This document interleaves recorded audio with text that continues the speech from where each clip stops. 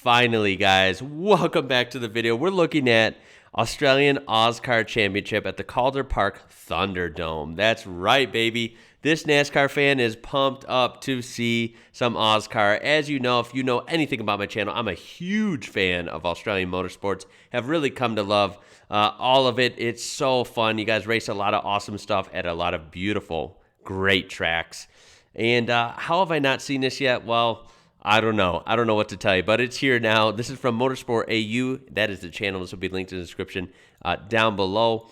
Here we go, guys. Let's get straight into this. I don't want to waste any time. As we look at the graphics, first of all, look at this Auscar logo. That is just like the NASCAR logo. We have the lines in the same font. And instead of NASCAR, we have Auscar with the beautiful Aussie flag there. Dude, this is so wild to see Falcons and Commodores. Here we go, guys. Let's get right to it. This is crazy. This is crazy. Here we go. EB Falcon. Ken James is next in the Commodore. And rounding get out a beer, John get your hat. Another Commodore. Should be quite a We are race. here for some Auscar, baby. 24 starters right behind them. Grant Monday, Terry Wyhoon, Mark Seaton. Here we go. Look at them. Still a Oh list my God. here this afternoon as the pace. Okay, look at the pace car. First of all, there's two. I should say two. There's two pace cars. Someone want to tell me why? That's kind of interesting. Second of all, whoa, is this really weird to see, I guess, should I say international motorsport, but going in a circle, going in an oval. That's so American, right? So NASCAR. But what's really weird is seeing these. Look at this. I can see right away they're going in the opposite direction. Yo, what is up with that? Obviously, I assume these cars are right-hand drive, as they would be in Australia, whereas our American cars and our NASCARs are left-hand drive. So I guess that, that's opposite, so why not have the track go opposite? This is just really weird to see. Cars, they only turn right, and ours only turn left. I guess everything is upside down in Australia, right? I kid. That joke is way overdone. Here we go. With Gary Rogers slotting cool track. We got some hills right outside the track there, I see. Heavy banking. Now on the back straight, and there's nothing between Brad Jones, Marshall Brewer, and got the Gary nice sound. Got the roaring V8s. Look at the Valvoline car, like Mark Martin had in the 90s. Hell yeah. Some of these will probably be unique paint jobs, and then some will be maybe kind of like some NASCAR ones. I don't know. The Valvoline one sure is. Then the Ford and the Commodore side by side down the front straight. Rogers with the line to the next turn on the inside, and Ken James. I'm digging this, guys. I'm digging Commodore this. will pick it up into fourth place. This really is crunch time for these guys. Now, in this particular race right here, not saying they were all like this. They're a little spaced apart pretty quick within a lap of the pace cars leaving, so that's kind of odd. Usually they're bunched up for a couple laps, no matter what. But look at this, we got a guy making a move. Oh, Valvoline car's around. Can he get us down? Yes, he has. He's gone between cars. He didn't get hit. Okay, he's okay. He can get back in it. And they'll form the cars up again. Huge smoking slide from Gary Rogers, but he got it together. And let me get a look at this. Oh, it's blurry. This is crazy to me. So please explain. I know I've had people suggest this a million times on my channel, so thank you to everyone. I know it's about time I'm getting to Auscar.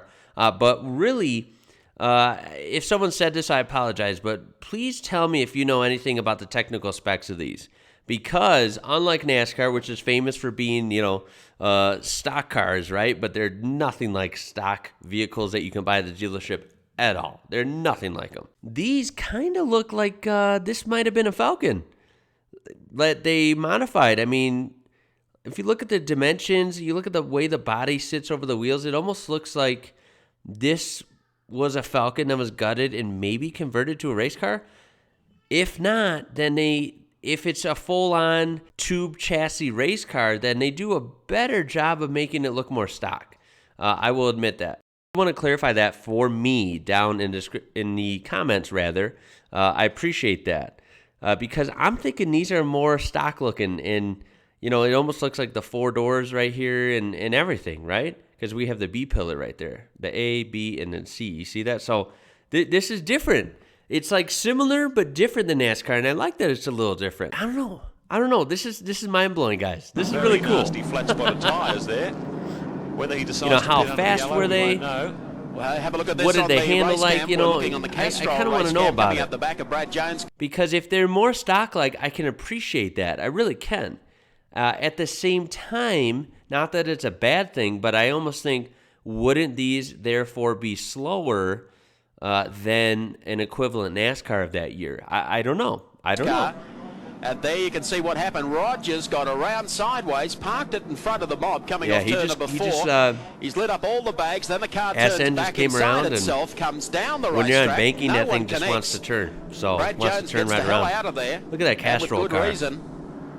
Brought the Very yellows nice. on here after only 2 laps. I love the Bruce liveries, Williams the is up paint to third jobs, as the guys, pace car pulls from off the NASCAR. racetrack. And this is just a couple of circuits under the kind of like yellow NASCAR, flag, so but as I'm Brad digging Jones it. picks I'm up digging the it a pace, lot. It's Marshall Brewer back on the inside of Ken Jones. Okay, here's the restart. They're coming around turn 1. Turning right, which is just so weird to me. This really looks weird, I'm not going to lie. But I'm digging it. I really am. Look at the yellow and green cars next to each other. Very conservative. Tucks into 3rd place. Well, he's in the EV1 Commodore and does that quite comfortably, that move. They have a nice sound. There of Ken I will say Jones. that. That'll show you just how close they swing by the wall here through the tri-overlook. I wonder what motors they're running. I would love to know that. Once again hauls them into turn number 1. Like a fighter squadron into this corner. Digging the sound, I really am. The awesome lad from Albury starts to open it up by really reminiscent of circle track racing. Late models. Williams sitting back in third. NASCAR. Jones is the next one, followed then by Faulkner. Mark Seaton is the next driver, but it's all Brad Jones. I'm sure Bradley will be able to win this race, as he always does, but if he does get into trouble, he's only got to finish as high as 12th, or better than 12th, if Ken Jones wins this race to win his 3rd Auscar title. He's looking pretty strong today. Here's a big mover in the field, and that, of course, is John Faulkner, the white Commodore, sits in the tail there of the Adjib car. Look at them riding the bottom of that line, really good. Jones. Carrying a lot of speed in the turns. He won the round 3 at Adelaide on the little half mile there. Won again at Surface Paradise. Look at the white 46 making a move on the yellow. Coming underneath. Expect a big race from John Faulkner. And he's going to get it. Yes, coming off the turn. James now drops back. Definitely a car length, a couple car lengths ahead. Cuts them down once again into turn number 1. I don't recommend, or I not recommend, wow, I don't recognize those commentators from my limited exposure to Australian motorsport, so I do apologize for that. Fascinating racing. Tremendous run from Bruce Williams as he looks down the inside at a possible overtaking move on Marshall. We got another move here. Another move. Is the green car going to get it? Half the car alongside as they come off. Oh, they're going to be neck and neck at the line. Not that it matters. It's the middle of the race, but there you go. There you have it. The green car got it by a hair. Side by side.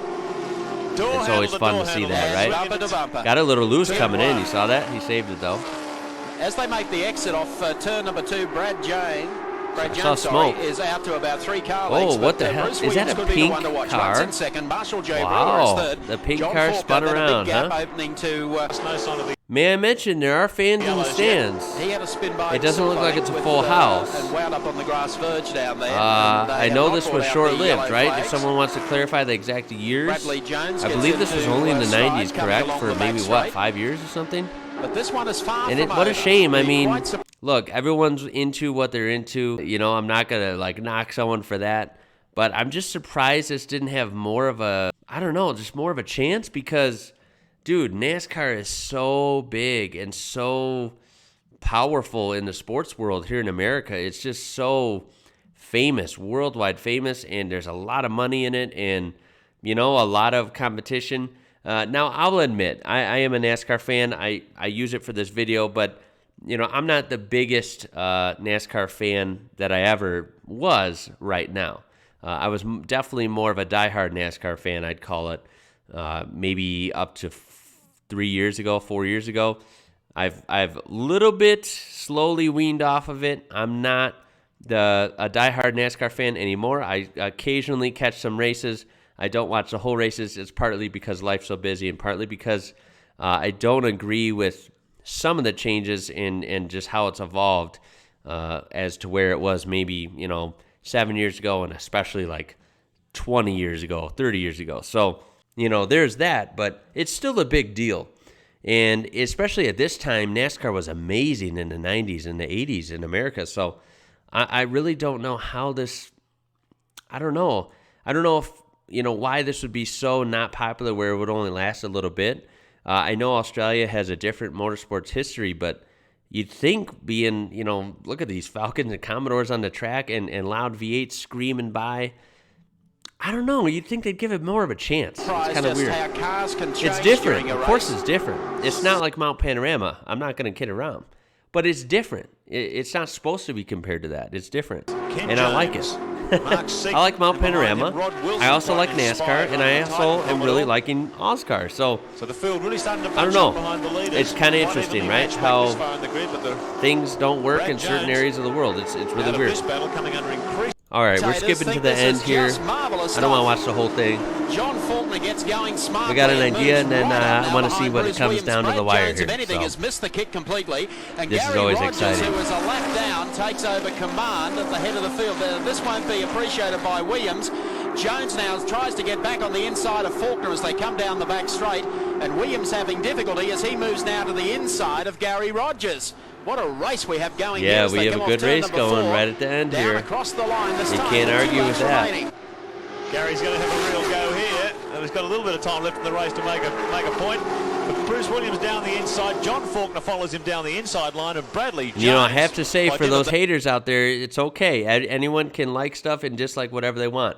No one's arguing that. But I have to say, there is more to NASCAR. There is more to oval racing than people think. Especially when you're dealing with super speedways or short tracks, they're all different. There's a lot of setup involved. This car has to be able to turn really fast and go really fast down the straight. It has to be reliable. These are all things that come into, it's not just you turn, they only turn left, or in this case, they only turn right. There is way more to it. There's also luck involved. There's strategy with the tires and the fuel. And drafting is a real big deal, especially on bigger tracks. And then when it gets down to the wire here, you can have a bunch of, like in this case, a 5-car bunch right here, really racing pedal to the metal here. It's really exciting. That yellow flag has been able to move right up on the back. Oh, look at that in-car view. Well, he's spinning him out. Oh, my God. Oh, right towards the end. Someone's not going to be happy. Sure, you guys know there's a lot of fights in NASCAR. So he's gone out to lead this one comfortably. That was. Did he get in the way, or was it a dirty move? I don't know. Didn't see enough of it. This is the last lap of the race. White flag out. Bruce Williams is white flag. Here we are. Last lap. Gary Rogers this guy's in the lead, correct? Jones is back in second spot, and Mark Seaton making a run after him. The others are well and truly out of it as they go into the bottom turn. No one is going to catch He's going to get it unless he makes a horrible mistake. He's got it. He got lucky with that spin out. He's way out ahead now. Brad Jones looks like he's going to finish in second spot or third as Mark Seaton makes a lunge on him coming up into the top corner. And there he is on the outside as the checkered flag prepares to come out. Checkered flag, here we go. Today's Auscar final, it goes to there it is. And across the line, congrats. The second spot will probably be Mark Seaton in the Ford just over the top Mark of Brad Seaton, Jones. is that a relation to Glenn Seaton? Please tell me down below. Jones will have enough points to become national champion. I love how the kangaroo is by the class race cam for logo. Season 91-92. Well done, Brad Jones, but goodness gracious me, what a coming together. Let's have a look at the replay. Yeah, outside. look at that. There's John Faulkner going around, and Marshall J. Brewer comes inside. And this guy tried to avoid and spun out. What a mess. On the grass, and that took him out. It can happen like that, huh? Cam here. Actually, he was just a touch sideways. That's where the contact is made here. Around goes Faulkner. Jones into the side of him. Jones branches off, goes via the infield, gets back out into the racetrack. It didn't look too intentional. I can't really tell. No doubt about who's won it, though. Bruce Williams, car number 9. There we are, the 9 EV1 there. For winning the final here this afternoon. And did they do big burnouts at the end? I assume they did. That's obviously one of the best parts. So that is it. That is from Motorsport AU. That is my first dive into Australian Auscar. I would like to explore this more. If you know some better footage, better races, maybe some video about the history of it or something, please suggest it down below or in the Discord or something. I do appreciate it. This was really, really cool to see.